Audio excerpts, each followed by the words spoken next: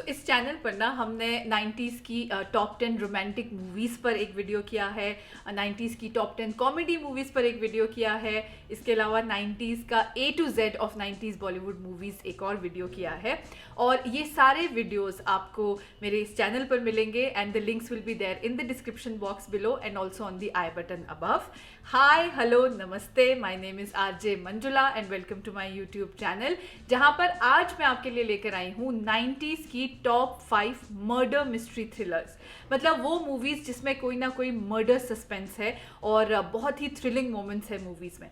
90s की ऐसी movies पर ना मैंने एक पूरा शो किया है जहाँ पर I have actually narrated the whole story of these movies. और ये शो मैंने किया है अपने पॉडकास्ट में कॉल्ड 90s की कैसेट विद मंजुला ऑन गाना म्यूजिक ऐप, और उसका भी लिंक आपको नीचे डिस्क्रिप्शन बॉक्स में मिल जाएगा। 90s की मर्डर मिस्ट्री मूवीज़ में नंबर 1 पर है गुप्त। Of course, how can we forget this movie? और इस मूवी ने recently 25 years complete किए हैं और Kajol and Bobby Deol were seen partying together and celebrating this, the success of this film till now. Now, गुप्त ना 90s की one of the best murder mystery thriller है. It was directed by Rajiv Rai, starring Kajol, Bobby Deol and Manisha Koirala. Film की कहानी एक murder से शुरू होती है जो कि बॉबी देओल के पापा का मर्डर होता है, जिसके लिए बॉबी देओल को अरेस्ट किया जाता है बिकॉज एक पार्टी में उनका झगड़ा हुआ होता है क्योंकि Bobby Deol wants to marry Kajol, जो उनके असिस्टेंट की बेटी है, उनके पापा के असिस्टेंट की बेटी। और वो नहीं चाहते राज बब्बर की उनके बेटे की शादी उस लड़की से हो, काजोल से हो। वो चाहते हैं कि शादी मनीषा कोइराला से हो जो कि उनके स्टैंडर्ड की हैं। और इस बात को लेकर बॉबी देओल और उनके पापा में झगड़ा हो जाता है and Raj Babbar is found murdered. अब उसके बाद कहानी में ऑफकोर्स बहुत सारे ट्विस्ट एंड टर्न्स हैं, किस तरह से शक की सुई हर तरफ जाती है, और जब आपको ऑलमोस्ट लगता है कि आपने किलर को आइडेंटिफाई कर लिया है, तब कहानी में एक और ट्विस्ट आता है और किलर कोई अनएक्सपेक्टेड ही इंसान निकलता है। So without revealing the spoiler, I am sure most of you have watch the film, but still I don't want to give you the end. So इस फिल्म को आपको काजोल की परफॉर्मेंस के लिए ज़रूर देखना है। काजोल को इस फिल्म के लिए अवार्ड भी मिला था, Filmfare award. And also watch this film for Bobby Deol's acting, for the whole story line, Rajiv Rai की डायरेक्शन के लिए। It's an amazing murder mystery thriller. At number 2 we have Ram Gopal Varma की मूवी कौन, जिसमें उर्मिला मातोंडकर थी, मनोज वाजपेयी, और इस फिल्म की स्टोरी अनुराग कश्यप ने लिखी थी and it is an amazing thriller. मतलब इस फिल्म की कहानी शुरू होती है एक छोटे से कमरे से जहाँ पर एक लड़की उर्मिला मातोंडकर हैं और वो अकेली हैं और उन्हें पता चलता है टीवी पे कि एक सीरियल किलर जो है वो भाग चुका है जेल से और उसी एरिया के आसपास देखा गया है। Now there's whole twist and turns in the story where Manoj Vajpayee knocks her door and keeps asking for some Mr. Malhotra, जो कि उर्मिला उनसे कहती है कि नहीं, ये तो किसी मिस्टर मल्होत्रा का घर है ही नहीं, ये तो मिस्टर गुप्ता का घर है। एंड उसके बाद कोई एक दूसरा आदमी आता है, वो कहता है कि वो पुलिस में है और वो he is here to catch the that serial killer. सो इस दौरान बहुत सारे, कभी आपका शक मनोज वाजपेयी पे जाएगा, कभी आपका शक उस पुलिस इंस्पेक्टर पे जाएगा, बहुत सारी चीज़ें होंगी। और अगेन इस मूवी का ट्विस्ट भी अनबिलीवेबल है। End of course Urmila Matondkar की परफॉर्मेंस, मनोज वाजपेयी की परफॉर्मेंस कमाल की है। 90s की टॉप 5 मर्डर मिस्ट्री मूवीज़ में नंबर 3 पर है 100 days.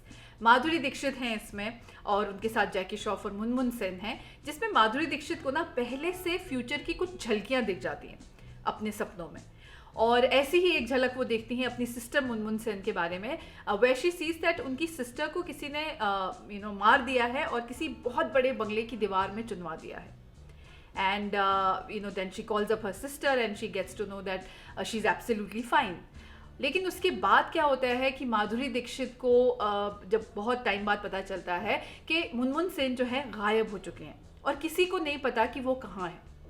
And now Madhuri Dixit is all shattered because she believes that जो उन्होंने देखा था वो सच है, वो कहीं ना कहीं है। लेकिन कुछ वक्त तक माधुरी दीक्षित के दोस्त जावेद जाफरी और भी बहुत सारे लोग होते हैं, वो उनको बहलाने की कोशिश करते हैं।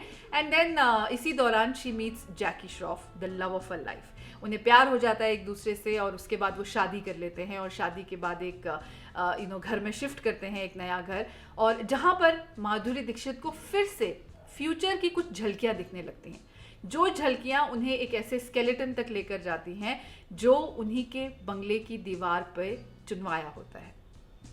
एंड अब ये किसका स्केलेटन है, किसने मारा है, क्या ये उन्हीं की बहन मुनमुन सेन का है, और अगर है तो उन्हें किसने मारा, और शक की सुई अगेन बहुत सारे लोगों तक जाती है। एंड हर जगह ट्विस्ट एंड टर्न्स बहुत अच्छे हैं कहानी के, and Madhuri Dixit is amazing in the film. And number 4 we have Khiladi. अब यार अब्बास मस्तान की डायरेक्टेड जो भी फिल्म्स होती हैं उनके ट्विस्ट एंड टर्न्स तो बहुत ही फेमस है। मतलब जब भी आपको लगता है कि हाँ फाइनली ये किलर मिल गया है तो कहानी में कुछ दूसरा ही ट्विस्ट आ जाता है, और ऐसा ही खिलाड़ी में भी होता है। खिलाड़ी अक्षय कुमार और आयशा जुल्का की कहानी है। 4 दोस्त हैं एक कॉलेज में जो बहुत अच्छे दोस्त हैं, और अक्षय कुमार उनमें से एक हैं कि जो भी शर्त लगाते हैं ना अपने दोस्तों से वो हमेशा जीत जाते हैं। और इसी दौरान वो एक शर्त लगा बैठते हैं अपने ग्रुप की एक लड़की से, जो उनसे कहती हैं कि उनके पापा को फूल बनाना बहुत मुश्किल है। तो Akshay Kumar pretends to be a kidnapper, और वो ये कहते हैं कि मैंने आपकी बेटी को किडनैप कर लिया है, और प्रेम चोपड़ा जो फादर है उनको कॉल करते हैं एंड ही सेज इतना इतना रैंसम चाहिए।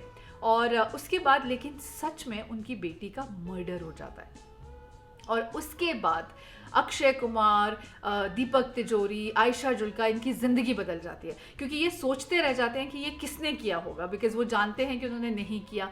शक की सुई उन पे भी आती है, बिकॉज एवरीबडी थिंक्स दैट जो भी ये किडनैपर था तो सबको लगता है कि ऑफकोर्स उसी किडनैपर ने मारा होगा, क्योंकि जब उसने डिमांड की थी।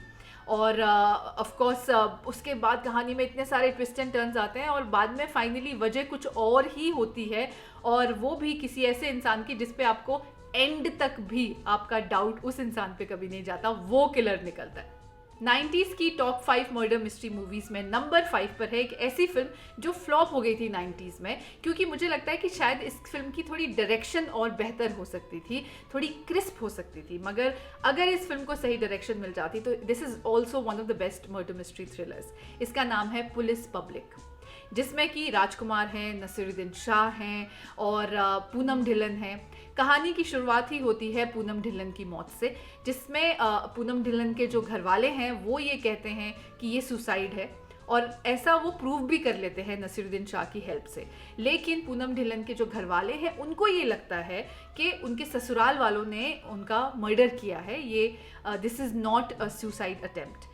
लेकिन ऑफ कोर्स इस तरफ की जो फैमिली है, जो पूनम ढिल्लन का ससुराल है, वो ये प्रूव करने में कामयाब हो जाता है, क्योंकि पूनम ढिल्लन ने एक्चुअली कोशिश की होती है सुसाइड करने की, और जिस वजह से वो एक हॉस्पिटल में एडमिट भी रही होती है। लेकिन उसके बाद कहानी में बहुत सारी चीज़ें बदलती हैं। एक नए इंस्पेक्टर आते हैं, बिकॉज जो पूनम ढिल्लन के पापा हैं वो प्राइम मिनिस्टर को एक चिट्ठी लिखते हैं इंसाफ के लिए, और जो एक्सेप्ट हो जाती है, और नसीरुद्दीन शाह की जगह उस पोस्ट पर आते हैं ऑनेस्ट राजकुमार। और Rajkumar of course we all know, उनकी एक्टिंग कमाल की है, और जब वो और Naseeruddin Shah screen space share करते हैं तो बड़ा मज़ा आता है। और राजकुमार ऑफ कोर्स किसी भी गवाह को नहीं छोड़ते, और वो धीरे धीरे ये प्रूव करने में कामयाब हो जाते हैं कि ये बिल्कुल भी सुसाइड तो नहीं है। लेकिन मर्डर की सुई भी जिस इंसान पे जा रही है वो है उनके हस्बैंड। लेकिन अब पूरे पुलिस डिपार्टमेंट को अब यकीन हो जाता है, बहुत सारे प्रूफ भी मिल जाते हैं कि उनका जो मर्डर है उनके हस्बैंड ने ही किया है। लेकिन राजकुमार को ऐसा नहीं लगता, और वो सही भी साबित हो जाते हैं एंड में।